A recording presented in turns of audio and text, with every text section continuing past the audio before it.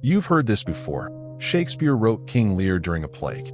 But what they never told you is that the most creative minds in history often thrived when the world was burning around them.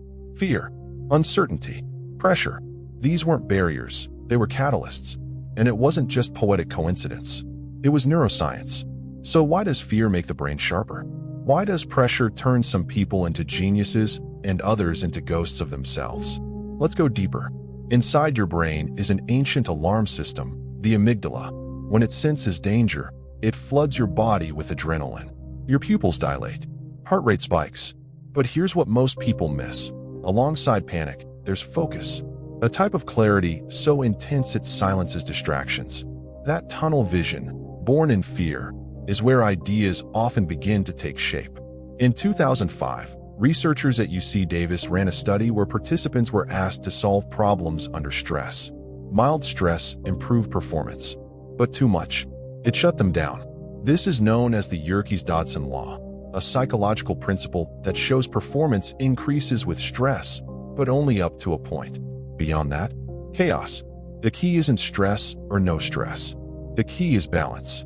That's why artists, inventors, and even criminals throughout history often do their most profound thinking while under pressure.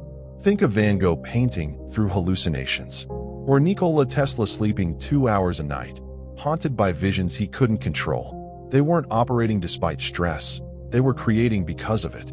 Your brain has two main modes. The default mode network, where imagination, daydreaming, and abstract thinking live, and the executive control network, which focuses and analyzes. Under fear, these systems clash. But sometimes, just sometimes, they blend. That rare overlap, that's where brilliance lives. It's when your imagination is forced to make sense of chaos. And this doesn't only apply to art or invention. During war, engineers built life-saving technologies in record time. During pandemics, entrepreneurs launched billion-dollar companies from their basements. Even during economic collapse, people found wildly creative solutions just to survive. Stress narrows your options, and when options shrink, creativity expands. But there's a darker side. Chronic stress rewires the brain. If your system is flooded with cortisol for too long, the hippocampus, the part of your brain that processes memory and learning, shrinks. That's why people in constant survival mode often forget things or feel like they're losing themselves. Fear helps in bursts, but if it stays, it burns everything down. So how do you use stress without being consumed by it? That's the real secret. Controlled discomfort. Purposeful pressure. You need to build what psychologists call optimal anxiety, a space where fear exists, but you're still in control of the narrative. Athletes call this the zone. Creatives call it flow. Soldiers call it calm under fire. It's the same state, and it's trainable. One study showed that improvisational jazz musicians had less activity in their self-monitoring brain regions while playing. In essence, fear of judgment was silenced. They were creating from instinct, not ego. That's where genius hides, beneath the fear of failure. If you're still watching, you're probably someone who's felt that, pressured, cornered, overwhelmed, and somehow, something brilliant came out of it.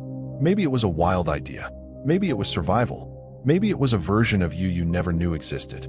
If that's you, subscribe to Subject 29 right now and turn on the notification bell. Because here, we don't run from fear. We explore it.